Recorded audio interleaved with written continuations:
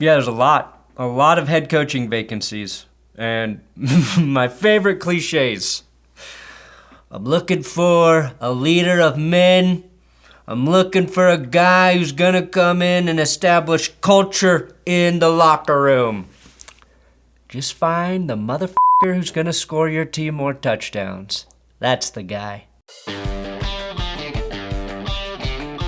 Ooh, welcome back to another episode of Odd Man Sports.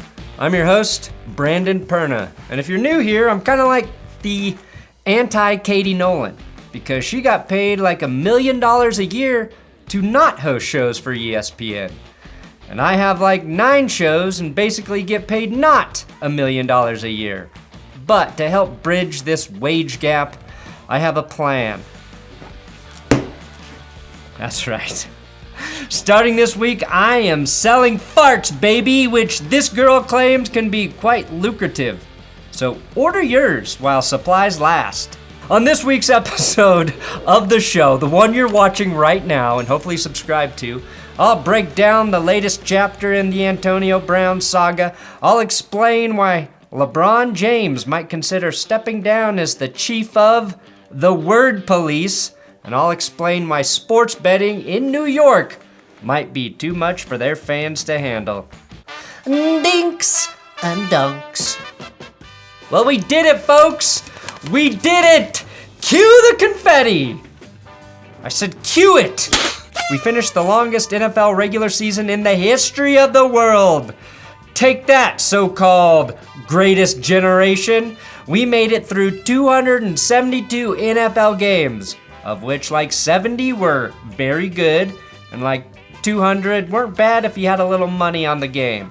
Which reminds me, go to thegameday.com for all of the best sportsbook deals for the upcoming wildcard weekend. Now, the final Sunday of the season had 2 incredibly unexpected games. The first featuring the Jacksonville Jaguars basically murdering a stadium full of clowns.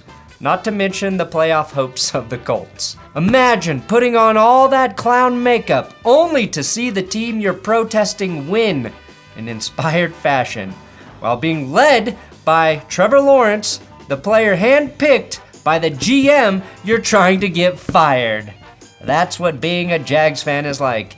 And the other great game, on Sunday night, Chargers versus Raiders had the potential to be the regular season game of the century if the two teams ended up tying. Now they say a tie is like kissing your sister, but this almost tie was more like a threesome with twin sisters, in that it didn't end up happening, but man, you'll be talking about what could have been for the rest of your life. Some other odd stuff that happened in week 18. To commemorate the passing of Betty White, Bills receiver Stephon Diggs sported a pair of cleats honoring her. In addition, NFL fans will continue the annual tradition of saying the 99-year-old actress's name every time the Patriots draft some unknown slot receiver in the 6th round. Betty White. Now I'm hoping this weekend, in the playoffs, NFL players choose to honor the late Bob Saget with cleats that say, "Did you ever suck dick for weed?" Speaking of dicks, Antonio Brown had a wild appearance on the Full Send podcast, but the highlight, at least for me, came when Antonio Brown broke new ground, going where no athlete has ever thought to go before. Could I have a moment of silence for Antonio Brown, one of the greatest football players of all time? Thank you. And the fact that you're not sure if I added that fart sound effect to AB's moment of silence, well, that tells you everything you need to know about Antonio Brown's current state. In response to AB's accusations, Bruce Arians held a press conference earlier in the week and gave his side of the story. That's when I looked back and saw him basically wave off the coach. That's when I said, "You're done." A head coach telling a troubled player he took a chance on, "You're done"?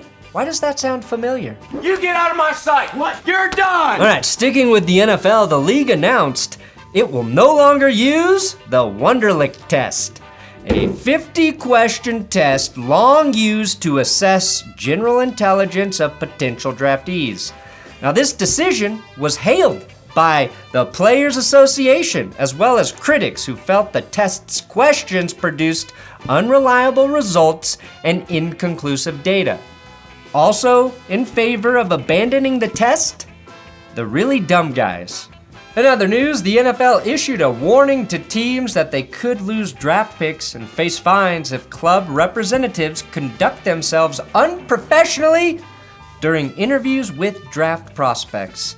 Now, this warning came after multiple players made claims of such conduct, including Eli Apple, who said he was asked about his sexual preference, and Darius Geis, who said one team asked if his mother was a prostitute, which, considering what we know about sleazebag NFL personnel, probably went a little something like this. Okay, your 40 time checks out, your tape checks out. Now, Darius, just answer me and be honest, all right? You gotta be honest here because we'll find out if you're not.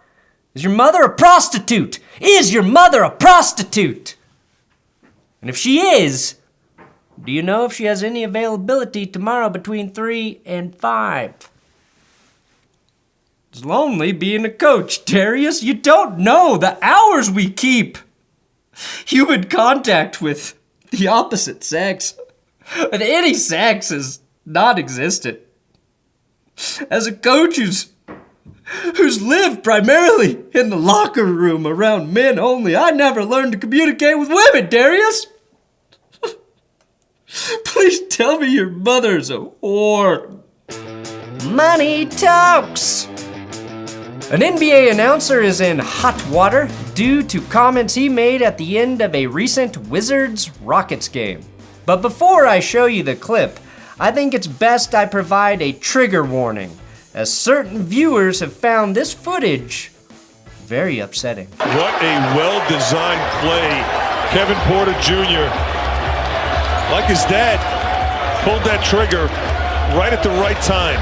On the play call was Washington announcer Glenn Consor, and what makes this controversial is his use of the phrase, pulled the trigger. Because it turns out Porter's father is not former Washington sharpshooter Kevin Porter Sr., but a different Kevin Porter Sr. who had been incarcerated for pulling an actual trigger. Following the game, the league's most powerful player, Lebron James, responded to the triggered comment by acting, well, triggered. Said James in a tweet, "How insensitive can you be to say something like this? There's no place in our beautiful game for you." And though the broadcaster explained the context behind his comments and apologized, it wasn't enough to satisfy LeBron, who doubled down the next day. What he said, no matter if he thought that I was his dad or not, was so insensitive, and the words that he used, that we know the words that he used, I don't even want to repeat it, is not even something that should be ever said. Now, as we all know, the term pull the trigger for shooting a basketball is fairly common. Just ask the greatest marksman in NBA history. You know, when you're in rhythm and you feel like you're open, you just gotta, rely on that muscle memory to take over and just pull the trigger. But again, context matters, because as the son of an NBA player, Steph probably doesn't understand how hurtful this term can be to someone like LeBron, who grew up around actual gun violence. But I don't know if the same excuse can be made for the current NBA superstar, who had this to say in response to a question about his potential nuptials. "My girlfriend, she's great, but I think when you think of marriage, you understand you have to take your time. You can't pull the trigger." And the player who dared to utter this hurtful and offensive phrase during a 2010 interview with Larry King? Oh, well, that's LeBron James. Wait till LeBron hears about this offensive comment. He's gonna be so upset. I'm not taking back nothing I said. Nothing at all. Odd man out. As you probably heard, sports betting became legal in the state of New York this week.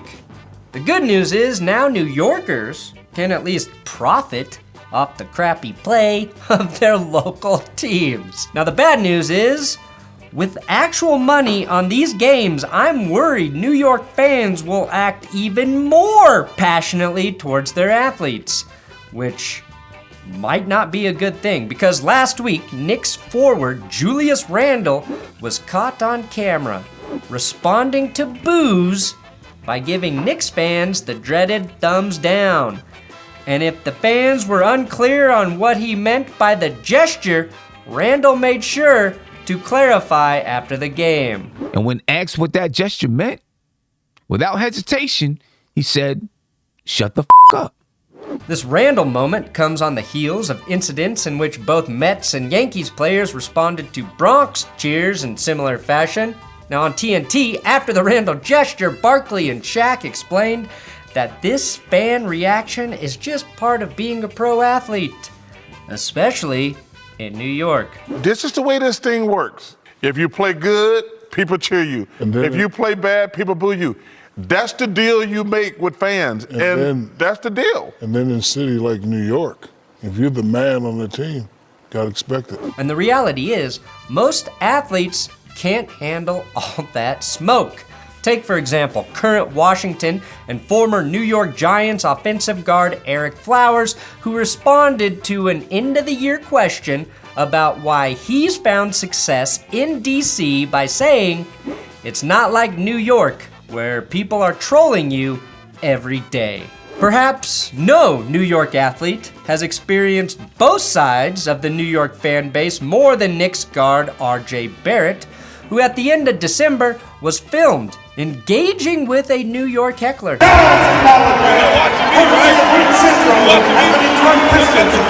And just over a week later, here's Barrett experiencing something very few athletes get to experience. Not because of the improbable game-winning bank shot, which was crazy, but check out this rare sighting of the classic New York full-throated, double-barreled, celebratory bird. Truly majestic and a thing of beauty. All right, that's it for today. I hope you enjoyed the show. If you didn't, you probably didn't stick around to this part. Don't forget to get in your bets at thegameday.com for the weekend slate, and I'll see you next week. Odd Man Sports. It's in the game.